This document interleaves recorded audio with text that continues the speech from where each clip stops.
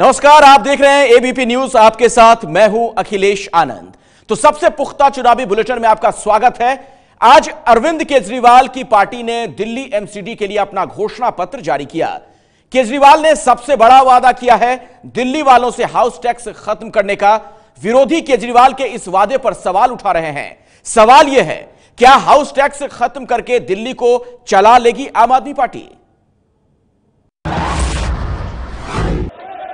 दिल्ली की जंग जीतने के लिए आम आदमी पार्टी ने ब्रह्मास्त्र चला दिया है। पार्टी ने घोषणा पत्र जारी करते हुए दिल्ली में हाउस टैक्स माफ करने का ऐलान किया है। मेरा मेन पॉइंट रह गया, मैं यहाँ कह देता हूँ, हाउस टैक्स माफ करेंगे, रेजिडेंशियल हाउस टैक्स खत्म करेंगे। वो सबसे पहला पॉइंट था, लेकिन वो देखने में छूट गया।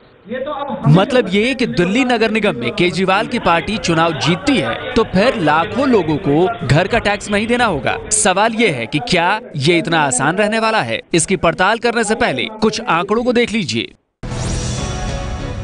तीनों एमसीडी को मिलाकर दिल्ली में करीब 25 लाख घर हैं। इनमें से करीब 10 लाख हाउस टैक्स भरते हैं। साउथ एमसीडी में 11 लाख घर हैं। इनमें से 4.25 लाख हाउस टैक्स देते हैं। नॉर्थ एमसीडी में 10 लाख घर हैं, जिनमें से 3,35,000 टैक्स देते हैं। ईस्ट एमसीडी में 4 लाख घर हैं। इनमें से 2,28,000 टैक्स देते हैं। मतलब ये कि दिल्ली की 30 से 35% आबादी ही हाउस टैक्स भरती है। 65 से 70% घर वाले इस टैक्स के दायरे में नहीं आते हैं। अब आपके लिए यहाँ ये जानना जरूरी है कि जो लोग हाउस टैक्स देते हैं उससे दिल्ली में एमसीडी को कितनी कमाई होती है। 2016-17 के आंकड़े के मुताबिक साउथ एमसीडी को 775 करोड़, नॉर्थ एमसीडी को 435 करोड़, ईस्ट एमसीडी को 128 करोड़ रुपए हाउस टैक्स से मिले। तीनों एमसीडी के आंकड़े अगर जोड़ दें तो हाउस टैक्स से होने वाली कुल कमाई करीबन 1338 करोड़ की बढ़ती है, जो कि तीनों एमसीडी की कुल कमाई का करीबन 30% हिस्सा है। ऐसे में सवाल ये उठता है कि अगर हाउस टैक्स को माफ कर दिया जाता है तो इस 30% होने वाले नुकसान की भरपाई कैसे होगी? इस सवाल का जवाब तलाशने से पहले सुनिए कि केजरीवाल के वादे पर विरोधी पार्टियां क्या कहती हैं। आज भी कोई आम आदमी पार्टी की बातों पे और घोषणा पत्र पे विश्वास करता है तो उसका तो भगवान ही भरोसे है। वो तो हाउस टैक्स माफ किया जा सकता है सर, क्या रेवेन्यू आएगा? देखिए यही आम आदमी पार्टी की सरकार ने बीजेपी को लिख के रखा था कि हाउस टैक्स बढ़ाइए। अब चुनाव आ गया, चुनाव के बाद ये सब भूल जाएंगे। अरविंद केजरीवाल शायद इतने आश्वस्त हैं कि इस बार तो चुनाव जीतेंगे नहीं, इसलिए कुछ भी प्रॉमिस कर दें लागू करने की नौबत ही नहीं आएगी। इसलिए आप उनसे चाहे जाके मांग लीजिए तो वो आपको मंगल ग्रह का रिटर्न टिकट भी दे देंगे। मैनिफेस्टो में लिखना भूल गए होंगे, लेकिन वो भी दे देंगे। मंगल ग्रह का फ्री रिटर्न टिकट सब दिल्ली वालों को दिया जाएगा। कुछ भी कर देंगे क्योंकि जीतना तो है नहीं। विरोधी नेता इसे झूठा वादा बता रहे हैं, लेकिन आम आदमी पार्टी कह रही है कि भ्रष्टाचार कम इस नुकसान को पूरा कर लेंगे। सुनने में तो ये जरूर अच्छा लगता है, लेकिन हकीकत में ऐसा कर पाना इतना आसान भी नहीं है।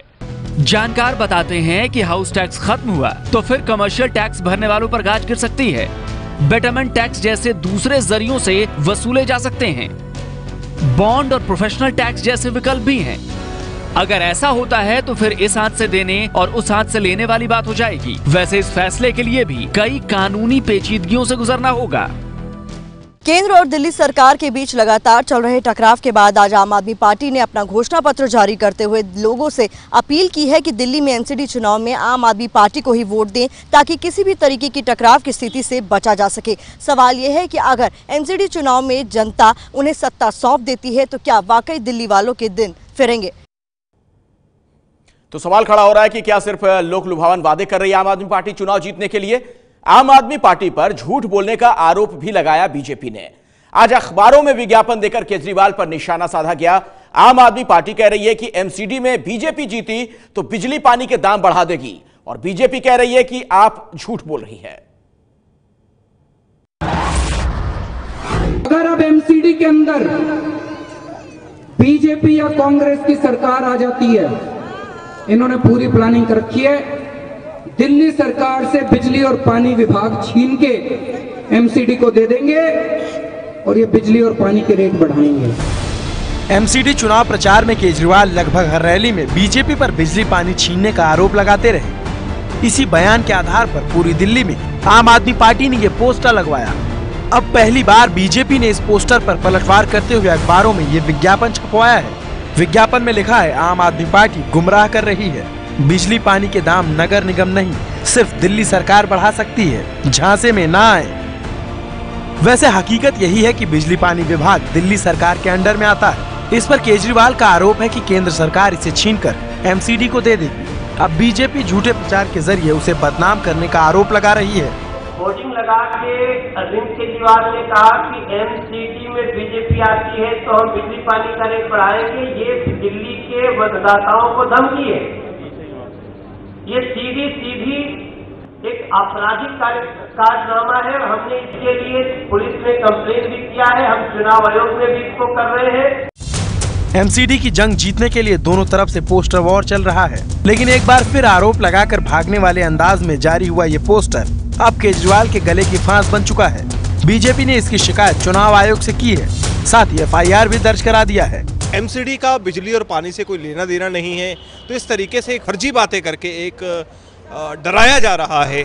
तो उस तरीके हमने उसकी कंप्लेन की है कि एमसीडी का उससे कोई लेना देना नहीं है, इस चुनाव से उसका कोई लेना देना नहीं है और केजरीवाल जी के जो विज्ञापन है एकदम झूठी बातें कर रहे हैं, उस पर हमने कंप्लेन की है। जबकि आम आदमी पार्टी कहती है कि ये पोस्टर हमने बीजेपी सूत्रों की जानकारी के आधार पर लगवाया है, वो जवाब देंगे। हाँ, बिल्कुल सही लगा हमारा पोस्टर हमें, बिल्कुल। हाँ। शिकायत की गई है, आप क्या करेंगे? उसका जवाब देंगे। शिकायत, इलेक्शन कमीशन को शिकायत सुनने का अधिकार है और इनने शिकायत ही की है। आज तक इन्होंने 10 साल से इतना भ्रष्टाचार किया है एमसीडी के अंदर, अब कह रहे हैं कि हम भ्रष्टाचार दूर करेंगे। कुल मिलाकर दिल्ली में आरोपों का दौर अब भी जारी है। जब तक चुनाव खत्म नहीं होता तब तक इस तरह के हमले एक दूसरे के खिलाफ होते रहेंगे। दिल्ली से इमरान खान की रिपोर्ट। और अब आपको दिखाते हैं कि कैसे नेता आंसुओं के भी मायने मतलब निकालते हैं। लवली के बीजेपी में जाने के सवाल पर कल एबीपी न्यूज के कार्यक्रम घोषणा पत्र में अजय माकन रो पड़े थे। आज जब माकन के आंसुओं के बारे में लवली से पूछा गया तो उन्होंने माकन पर जमकर निशाना साधा और आंसुओं पर ही सवाल खड़े कर दिए। नहीं, बिल्कुल, मैं 2 मिनट के लिए हम रोकना चाहेंगे। एबीपी न्यूज के घोषणा पत्र में अजय माकन की रोने की ये तस्वीरें सोमवार शाम की हैं। अरविंदर सिंह लौली के बीजेपी में जाने की खबर माकन तक जब पहुंची तो उनका दर्द आंखों से छलक पड़ा। नहीं, बिल्कुल, मैं 2 मिनट के लिए हम रोकना चाहेंगे। अब इन आंसुओं के बारे में जब लवली से पूछा गया तो माकन साहब जवाब सुन लीजिए। अगर रोने से पहले वो मेरा ध्यान रख लेते तो रोने की नौबत नहीं पड़ती। रोता तो आदमी तभी है जब कोई ऐसा कर्म करता है कि बाद में रोना पड़े। मैं यहाँ आके खुश हूँ इसलिए हंस रहा हूँ, और जब मैं रो रहा था तो तब मेरा रोना कोई देख नहीं रहा था। जिस शीला दीक्षित की सरकार में लवली लंबे समय तक मंत्री रहे, उनके साथ सहानुभूति जताते हुए उन्हें बोझ बता दिया गया। मेरे पास 2 ऑप्शन थी। एक तो मैं शीला दीक्षित जी की तरह बोझ बन जाता कांग्रेस पे, क्योंकि बोझ इसलिए कह रहा हूँ कि टिकटों में उनकी सुनवाई है नहीं, कैंपेन कमेटी का मेंबर उनको बनाया नहीं गया, इलेक्शन कमेटी में उनको रखा नहीं गया, मैनिफेस्टो कमेटी में उनको बुलाया नहीं जाता, कैंपेन में उनको इन्वॉल्व नहीं किया जाता, तो फिर वो कांग्रेस में है किस लिए? वैसे अजय माकन एक दिन पहले ही आंसू बहा रहे थे, लेकिन अब कह रहे हैं कि उन्हें किसी के जाने से कोई फर्क नहीं पड़ता। कार्यकर्ताओं में एकजुटता है, सारे पार्टी के कार्यकर्ता कांग्रेस के साथ में हैं, क्योंकि कांग्रेस के कार्यकर्ता कांग्रेस के साथ विचारधारा की वजह से जुड़े हुए हैं। और कोई भी व्यक्ति सत्ता सुख की वजह से अगर पार्टी छोड़ करके जाना चाहता है या कोई दबाव की वजह से जाना चाहता है तो कांग्रेस के कार्यकर्ता उसको समर्थन नहीं देते। माकन ने पुराने नेताओं को किनारे कर रखा है, जिस वजह से पार्टी में नाराजगी है। ये है एबीपी न्यूज, आपको रखे आगे।